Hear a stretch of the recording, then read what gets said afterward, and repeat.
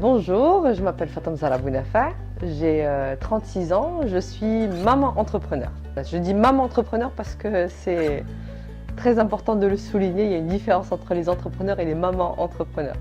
J'ai eu mon bac à Casablanca en 99. Ensuite, je suis allée faire des études de gestion à Paris. J'ai continué sur l'expertise comptable et puis à un moment donné, je me suis rendu compte que c'est pas vraiment ce que je voulais devenir. Je voulais pas vraiment devenir expert comptable, donc je suis passée en grande entreprise. Finalement, je suis tombée dans l'entrepreneuriat il y a 5 ans.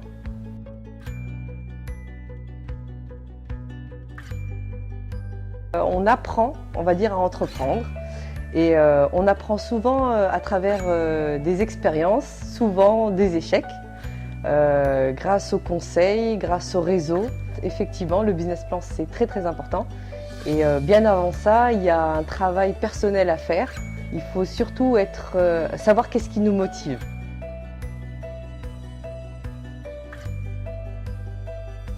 Je suis allée là-bas, je pensais que j'allais faire 4-5 ans et que j'allais rentrer au Maroc tout bêtement. Et la vie a fait que j'ai fait mes études là-bas et puis j'ai commencé à travailler.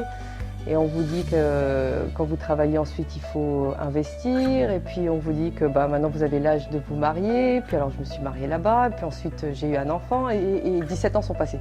Et un jour j'ai réalisé que je ne pouvais plus attendre en fait, que c'était vraiment le moment de rentrer au Maroc.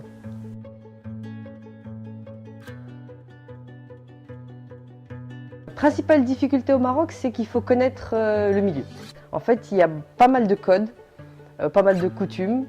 Il faut savoir adopter un certain, on va dire, savoir-être et savoir bien s'entourer. Donc peut-être au Maroc plus que dans d'autres pays.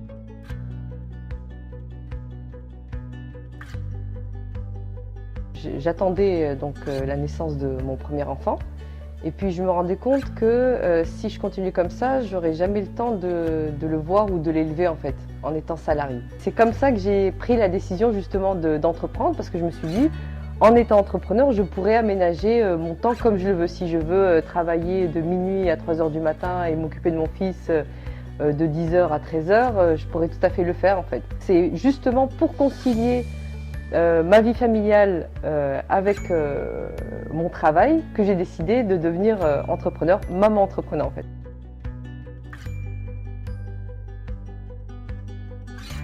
Je trouve que c'est une très bonne idée. Moi je milite complètement pour que les jeunes entreprennent le plus rapidement possible et le plus tôt possible. Si on a des échecs à subir, il vaut mieux les subir très tôt parce qu'on n'a pas grand chose à perdre en fait. J'encourage vraiment tous les jeunes, tous les étudiants, enfin tous les jeunes qui soient étudiants ou pas d'ailleurs, à entreprendre.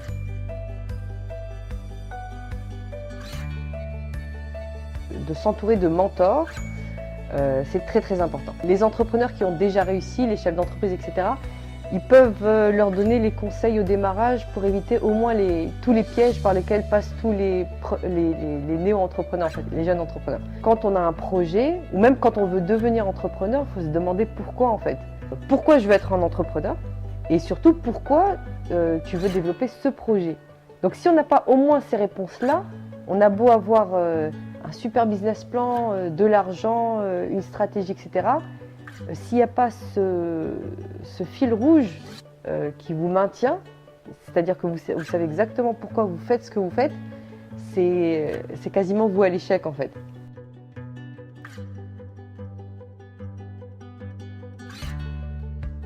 On a créé notre cabinet de conseil donc avec mon mari. On aidait les entrepreneurs à monter leurs projets. Donc tout de suite, on a commencé à faire les business plans, à les conseiller au niveau comptable. On travaillait avec leur cabinet d'expertise comptable d'ailleurs.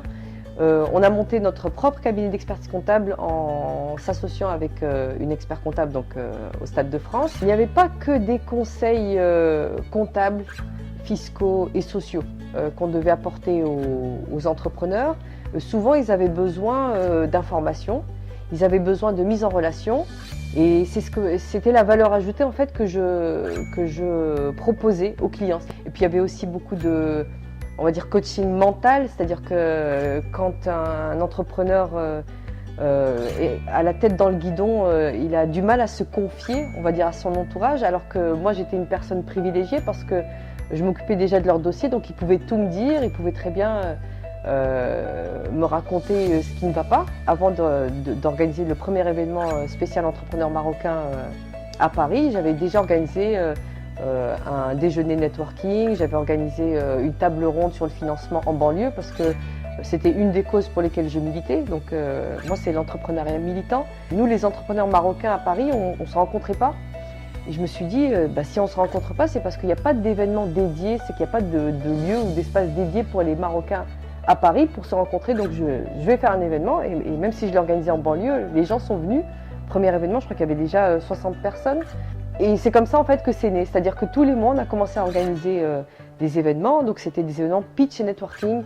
Donc ces soirées-là, Let's Startup Maroc, c'était justement des occasions pour que les entrepreneurs marocains viennent pitcher devant le public. Donc il y avait à chaque fois une dizaine, une quinzaine, une vingtaine de pitchers. J'ai commencé à être mise en relation avec des entrepreneurs marocains au Maroc. Et donc je me suis dit, en fait c'est ça le Club Maghreb Entrepreneur. Il faut qu'on devienne une plateforme pour que les entrepreneurs marocains qui soient en France ou au Maroc puissent collaborer ensemble.